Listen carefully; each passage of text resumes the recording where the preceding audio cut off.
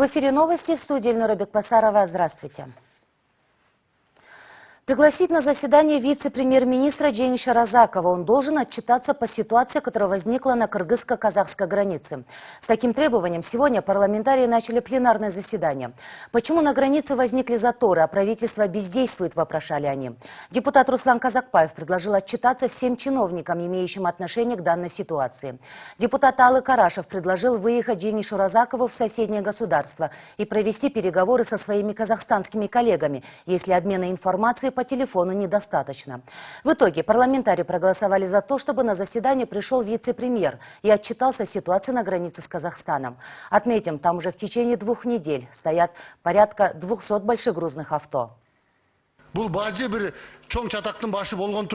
Этот случай на границе рискует перерасти в большой скандал. Я с этим вопросом обращался к главе правительства. Я предлагал Совету Безопасности, ГКНБ, правоохранительным органам создать группу и провести комплексную проверку таможни. Наши партнеры по Евразес, хотим мы этого или нет, все время говорят о пробелах. Вот вы говорите, что представители таможенной сферы поехали, разбираются и так далее. Дастан Артисбекович, вы должны принять решение. На таком уровне, как Евразес, вы обязаны выехать с официальным визитом. Берите с собой депутатов, так как есть такое понятие, как народная дипломатия. Вы должны взять на себя ответственность. Нужно съездить. Раз не получается членам правительства решить этот вопрос, что им остается делать, если казахская сторона их не воспринимает?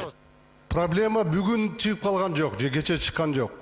возникла не сегодня, не вчера. С 19 марта стоят машины, сегодня уже 15 дней. Прошло полмесяца. Мы всегда твердим, что поддерживаем бизнес, создаем условия, но слова наши не соответствуют делам. Почему правительство приходит и только на словах отчитывается? Где действия? Что было конкретно сделано за 15 дней? Почему до сих пор нет результатов работы? Такими темпами мы потеряем бизнес. Все обанкротятся. Какие они несут убытки, мы все знаем. Товары стоят, а мы все продолжаем обсуждать. Где реакция? Поддержать жителей Баткенской области, оказав им социальную поддержку. Такое поручение накануне членам правительства дали депутаты Джогорку Кенеша. Напомним, конфликт, произошедший 13 марта 2019 года на кыргызско-таджикской границе, парламентарии рассматривали в закрытом режиме до позднего вечера. По итогам рассмотрения было принято постановление из почти 30 пунктов. Некоторые уже находятся под грифом для служебного пользования. Как сообщается, среди поручений есть пункт о необходимости трансформации 50 гектаров в Аксайском Аюлёк-Мөтө, чтобы люди могли там строить и возделывать землю. Кроме того, селу Аксай предложено придать особый статус. Постановление включили вопрос также о скорейшем решении социальных проблем приграничных территорий, незамедлительном завершении строительства дорог Аксай-Тамдык, Аксай-Рават, Гөкташ-Аксай, передислокации войсковых частей Генерального штаба из окрестностей Бишкека в Баткенскую область, увеличении материального обеспечения пограничников.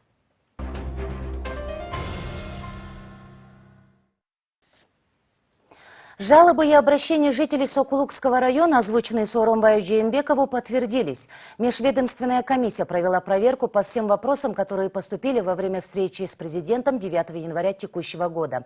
И вынесла заключение, что действительно органы местной власти, ответственные за рассмотрение обращений граждан, самоустранились от решения социальных проблем.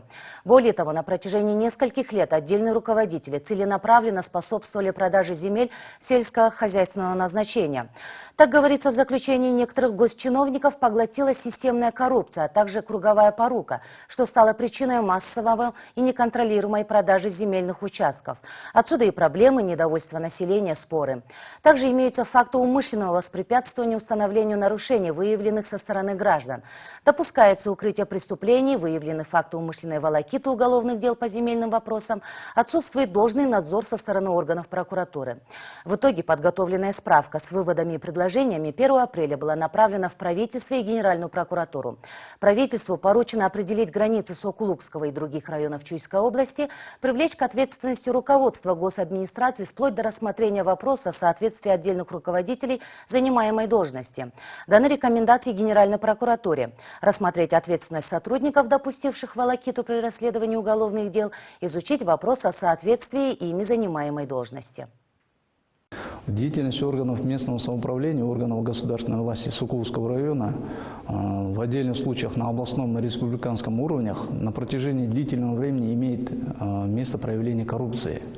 Бездействие и безответственное отношение к своим обязанностям отдельных глав местного самоуправления и должностных лиц государственных органов Сокулукского района стали причиной массовой и неконтролируемой продажи земельных участков на землях сельскохозяйственного назначения и незаконного строительства на них домовладений. При проведении земельной политики до настоящего времени не предусматривается соответствующее развитие инфраструктуры. В результате возникли вопросы с недостаточностью социальных объектов. Это школы, детские сады, медицинские учреждения и другие объекты социального значения. Следует отметить, что по просьбам отдельных жителей Сокулукского района членами рабочей группы непосредственно осуществлялся выезд на места, где были зафиксированы факты заброшенного состояния отмеченных социальных объектов, что в принципе недопустимо. МВД проводит спецоперацию, проверяя деятельность игровых заведений. Как сообщают в пресс-службе ведомства, в 5 игровых заведениях столицы изъята большая сумма наличных денежных средств. Ранее отметим свою историю о том, как ее сын увлекся азартными играми и мало того, что проиграл 100 тысяч долларов, но еще и влез в долги, президенту Сооронбаю Жээнбекову поведала жительница Бишкека. Она просила проверить игорные заведения на территории города и привлечь к ответственности лиц, занимающихся предоставлением возможности играть в азартные игры простым гражданам. Следственной службой МВД было начато досудебное производство. В ходе расследования изучались показания свидетелей о деятельности нескольких заведений, где предоставлялась возможность сделать ставки наличными. В каждом из них имелись VIP-кабины, куда доступ предоставляли постоянным клиентам. Под вывеской бинарных опционов в заведениях проводились азартные игры. По 5 адресам были проведены обыски. В итоге обнаружены и изъяты почти 600 тысяч сомов и документация. Следственно-оперативные мероприятия продолжаются.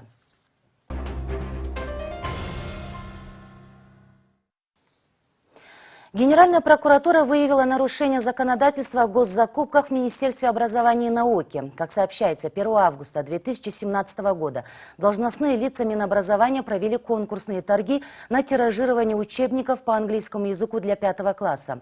Печатать учебники планировалось за счет средств республиканского бюджета. При этом в рамках проекта Всемирного банка было выделено $2 миллиона. В Минобразе, сообщает надзорный орган, необоснованно завысили стоимость услуг по тиражированию учебников. Незаконно включили выплаты авторских гонораров 2 ОСО, при этом деньги им не выплатили. В результате за счет бюджетных средств поставщикам были излишне выплачено свыше миллиона сомов.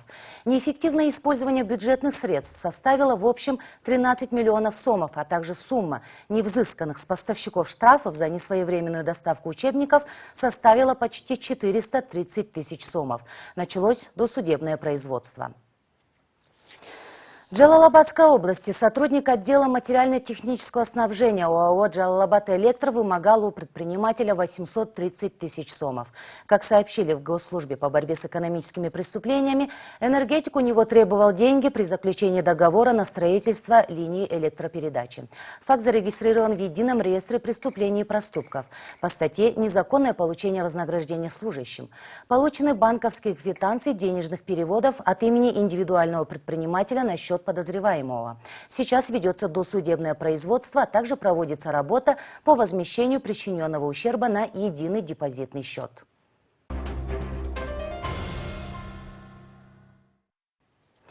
С 5 по 12 апреля движение по Бомскому ущелью будет перекрываться. В это время там будут проводиться работы по принудительному спуску камней. Движение для автотранспорта с 9 утра до 3 часов дня будут контролировать сотрудники ГУОБДД.